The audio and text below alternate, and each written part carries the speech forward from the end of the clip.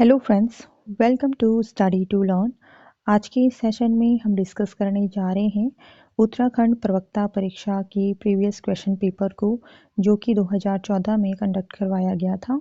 तो आपको इससे हेल्प होगी कि किस तरह के क्वेश्चंस जो है ये यूकेपीएससी पूछता है एग्जाम में एक प्रवक्ता परीक्षा के लिए। ठीक है, आपको क्वेश्चन का पैटर्न समझ में आएगा, किस स्टैंडर्ड के क्वेश्चन पूछे जाते हैं ये समझ में आएगा। इसको हम बहुत डीपली समझेंगे। ठीक है, बने रहिएगा अंत तक और साथ में इसको नोट भी कर दीजिए। तो इसमें हम शिक्षण अभिरुचि के क्वेश्चंस को डिस्कस करेंगे। इसका हमने 20 क्वेश्चंस ऑलरेडी डिस्कस किए हुए हैं, उसका वीडियो आपको लिंक में मिल जाएगा और इसमें हम आगे के 20 क्वेश्चंस को और कवर करेंगे। ठीक है, टोटल शिक्षण अभिरुचि के जो क्वेश्चन एग्जाम में पूछे जाते हैं वो 40 क्वेश्चन पूछे जाते हैं। ठीक है, तो आज हम स्टार्ट करेंगे 91 क्वेश्चन नंबर 91 से। तो देखिए, निम्नलिखित आयोगों में से किसने ग्रामीण विश्वविद्यालयों की स्थापना का सुझाव दिया था? ठीक है, तो ये जो आयोग हैं इनको आपको बहुत डीपली पढ़ना है, क्योंकि जो आयोग है अभी यूकेपीएससी है ये कहीं से भी क्वेश्चंस को पिक कर रहा है और जो क्वेश्चंस का लेवल है मतलब वो आपको ऐसा बहुत नॉर्मल लगेगा, बट बहुत छोटी छोटी चीज़ें उनमें से पूछी जा रही हैं। ठीक है, तो देखिए, निम्नलिखित आयोगों में से किसने ग्रामीण विश्वविद्यालय की स्थापना का सुझाव दिया? ऑप्शन देखिए, राधाकृष्णन आयोग ने, मुदालियर आयोग ने, कोठारी आयोग ने या हंटर आयोग ने। तो जो ग्रामीण विश्वविद्यालय की बात हुई थी ये राधाकृष्णन आयोग के अंतर्गत बात हुई थी, जो 1948 में जो आयोग बनाया गया था। ठीक है, तो इसमें कहा गया था कि जो गाँव में भी क्या होने चाहिए, विश्वविद्यालय होने चाहिए। फिर है नेक्स्ट क्वेश्चन, मुदालियर आयोग का कार्यक्षेत्र क्या था? ठीक है, मुदालियर आयोग का कार्यक्षेत्र पूछा जा रहा है। तो प्राथमिक शिक्षा, उच्च शिक्षा, माध्यमिक शिक्षा या स्वास्थ्य शिक्षा। तो मुदालियर आयोग ने माध्यमिक शिक्षा के अंतर्गत काम किया था, मतलब माध्यमिक शिक्षा को लेकर के कार्य किया था। इसमें जो जो दिक्कतें परेशानियां माध्यमिक शिक्षा में आ रही थी उसके लिए एक आयोग को अलग से बनाया गया, जिसका नाम मुदालियर आयोग रखा गया। ठीक है, फिर नेक्स्ट है, सर्व शिक्षा कब शुरू किया गया? तो ये सर्व शिक्षा अभियान जो है वो कौन से ईयर में स्टार्ट किया गया था? ऑप्शन देखेंगे 1990, 1991 में, 2000, 2001 में या 2004 या 2005 में, या 1995 टू 1996 में। तो ये कौन से ईयर में जो है शुरू किया गया था? तो सर्व शिक्षा अभियान जो है 2000 से 2001 में स्टार्ट किया गया था। ठीक है, 2001 में ये स्टार्ट हुआ था। फिर शिक्षण कौशलों का विकास किया जाता है। तो शिक्षण कौशल का जो विकास है वो किसके तहत किया जाता है, किसके द्वारा किया जाता है? ऑप्शन पढ़ेंगे, प्रणाली विश्लेषण द्वारा, सूक्ष्म शिक्षण द्वारा, अंतःक्रिया विश्लेषण द्वारा या क्रियात्मक अनुसंधान द्वारा। ठीक है, तो जब आप शिक्षणों का कौशल करते हैं तो ये सूक्ष्म शिक्षण के द्वारा जो आपके धीरे धीरे जो क्या होते हैं, आपके कौशलों का विकास होता है। ठीक है, जो शिक्षण के कौशल होते हैं, जब आप बीएड कर रहे होते हैं तो आपने माइक्रो टीचिंग की थी ना, तो उस समय क्या होते हैं, आपको फर्स्ट डे थोड़ा सा अनकम्फर्ट लगता है, फिर धीरे धीरे आप क्या करते चीज़ें सीखने लगते हो और धीरे धीरे जो आपके अंदर स्किल डेवलप होती हैं उसको ही हम शिक्षण कौशल कहते हैं, जिनका विकास सूक्ष्म शिक्षण के द्वारा होता है। ठीक है, फिर है, प्राथमिक शिक्षा में अपव्यय एवं अवरोधन की समस्या की ओर सबसे पहले ध्यान खींचा। ठीक है, प्राथमिक शिक्षा में अपव्यय और एवं अवरोधन, तो इसके पहले इस पर सबसे पहले किसने ध्यान खींचा? तो ऑप्शन देखेंगे, वुड के घोषणा पत्र ने, जी के गोखले ने, हॉटिंग समिति ने या महात्मा गांधी ने। तो इसमें जो आंसर रहेगा वो है ऑप्शन सी, हॉटिंग समिति ने। अगला क्वेश्चन है, राष्ट्रीय साक्षरता मिशन प्रारंभ किया गया। तो राष्ट्रीय साक्षरता मिशन कब स्टार्ट किया गया? तो ऑप्शन देखिए, वर्ष 1950 से, वर्ष 1956 से, वर्ष 1975 से या वर्ष 1988 से। तो जो राष्ट्रीय साक्षरता मिशन था ये 1988 से ही प्रारंभ किया गया। विश्वविद्यालय अनुदान आयोग की स्थापना की सिफारिश किसने की थी? तो विश्वविद्यालय अनुदान आयोग की सिफारिश की बात हुई है। ठीक है, अनुदान आयोग, विश्वविद्यालय आयोग डिफरेंट है और अनुदान आयोग ये याद रखना है। तो इसकी स्थापना की सिफारिश किसके द्वारा की गई? ऑप्शन देखिएंगे, राधाकृष्णन आयोग द्वारा, हंटर आयोग द्वारा, मुतालिर आयोग द्वारा या शेटलर आयोग द्वारा। तो ये जो आयोग रहेगा इसमें तो ये राधाकृष्णन आयोग के द्वारा ये सिफारिश की गई थी कि जो विश्वविद्यालय में क्या हो रही हैं, जो अनुदान मतलब होता है जो फाइनेंशियल कंडीशन को लेकर के, जो इसमें मतलब विश्वविद्यालय की जो ज़रूरतें हैं, ठीक है, उसमें उसको लेकर के एक अलग सा आयोग बनाने की बात राधाकृष्णन आयोग ने की थी। फिर है विद्यालय का आंतरिक अनुशासन संभाला जाता है। तो विद्यालय का जो आंतरिक अनुशासन है वो किसके द्वारा संभाला जाता है?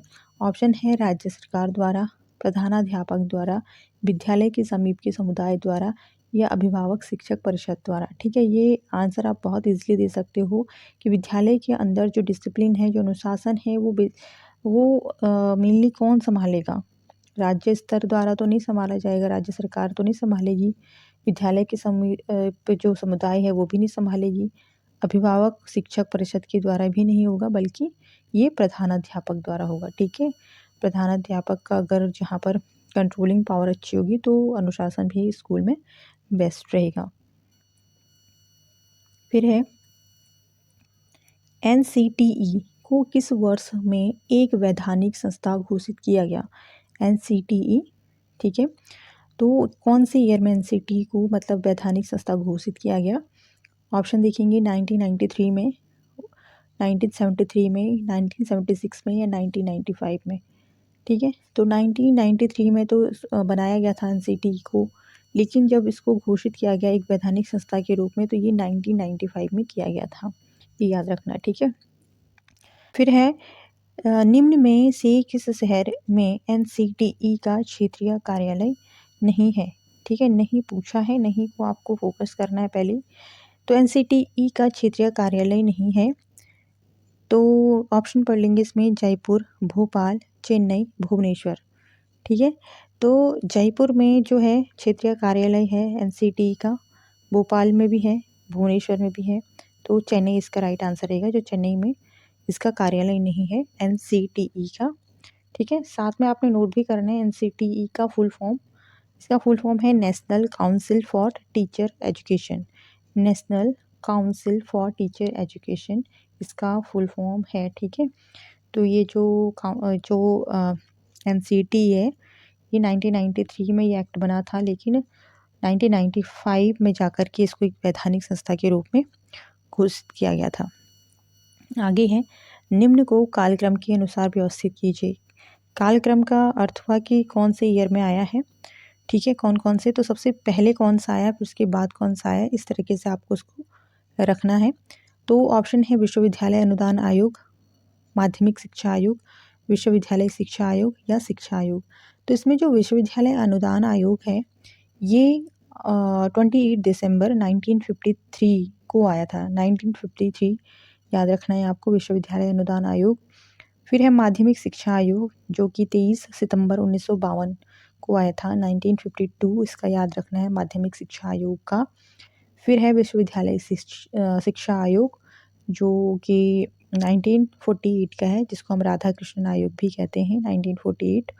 ठीक है, और शिक्षा आयोग जो है वो 1982। ठीक है, इसमें डेट भी याद रख सकते हैं, 3 फरवरी का मंथ था और 1982 में शिक्षा आयोग बना था। ठीक है, तो इस बेस पे कौन सा आंसर राइट रहता है? सबसे जो पहला वाला जो आयोग है वो विश्वविद्यालय शिक्षा आयोग है। तो ऑप्शन देख लेंगे आप लोग किस में ऑप्शन गिवन है। ठीक है, तो 3 वाला फर्स्ट किस में है? 3 वाले के अनुसार अगर आप देखें तो इसमें तो आपका एक ऑप्शन में 3 है, तो अगर आप इसको पूरा ही सही कर देंगे तो कोई रॉन्ग नहीं होगा, क्योंकि इसमें 3 फर्स्ट में एक ही ऑप्शन में गिवन है। ठीक है, तो ये इजीली आप सॉल्व कर लोगे क्योंकि विश्वविद्यालय आयोग सबसे पुराना है। ठीक है, फिर उसके बाद जो है नंबर सेकंड है माध्यमिक शिक्षा आयोग 1952 का, फिर है विश्वविद्यालय अनुदान आयोग 1953 एंड शिक्षा आयोग 1982। ठीक है, आगे है निम्नलिखित में से कौन प्रदर्शन कौशल से संबंधित नहीं है? प्रदर्शन कौशल से संबंधित नहीं है पूछा है, जो डेमोन्स्ट्रेशन होता है उससे संबंधित नहीं है। छात्र सहभागिता, उपकरणों एवं शिक्षण सहायक सामग्री का प्रयोग, प्रदर्शन का दृष्टिगोचर होना, अनुबोधन। तो इसमें जो आंसर राइट रहेगा, तो देखिए प्रदर्शन कौशल होता है जिसमें डेमोन्स्ट्रेशन होता है, तो उसमें छात्रों की सहभागिता होना बिल्कुल सही बात है। उपकरण एवं शिक्षण सहायक सामग्री का प्रयोग भी होता है, ठीक है।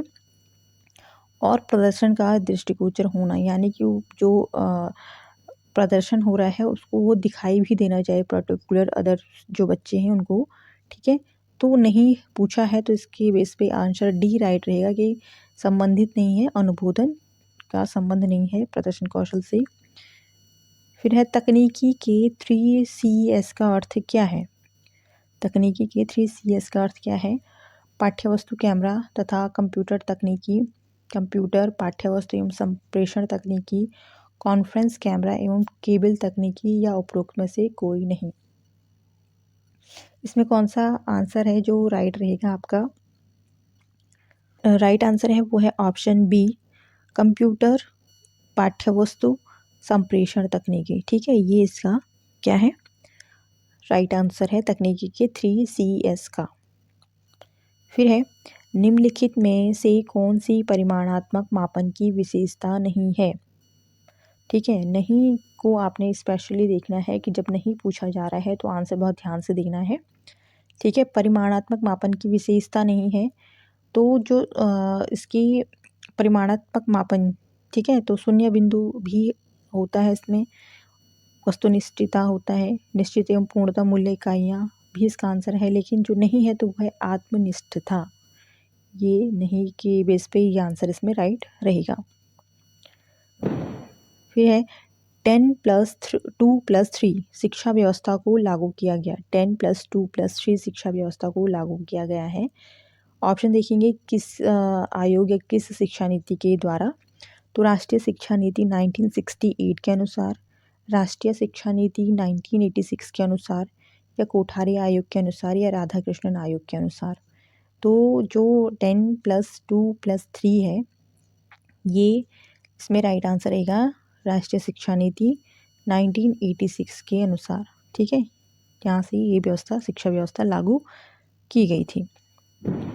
फिर है राष्ट्रीय ज्ञान आयोग के अध्यक्ष थे, तो राष्ट्रीय ज्ञान आयोग के अध्यक्ष कौन थे।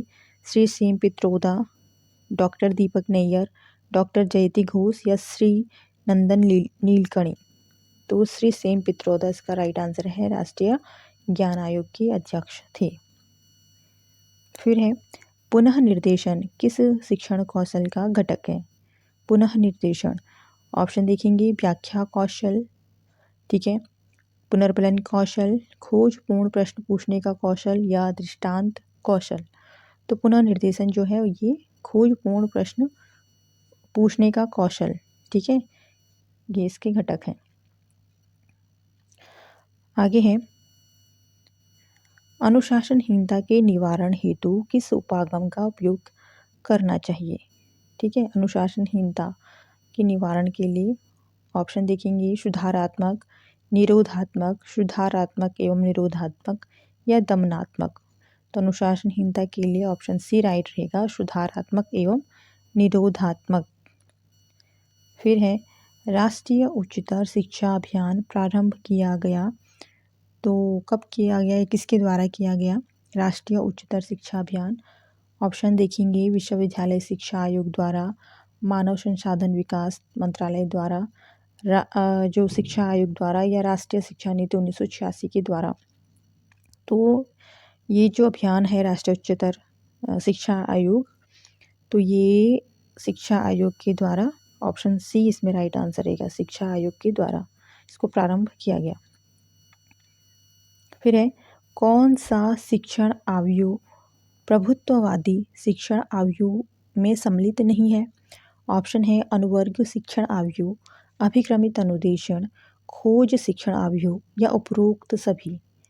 तो इसमें राइट आंसर रहता है आपका खोज शिक्षण आयु, ऑप्शन सी इसमें राइट रहेगा, ठीक है। तो फ्रेंड्स ये थी कुछ 20 क्वेश्चन जो कि शिक्षण अभिरुचि से संबंधित थे। वीडियो पसंद आया हो तो please like share and subscribe कर दीजिएगा। मिलते हैं नेक्स्ट वीडियो में, तब तक के लिए धन्यवाद।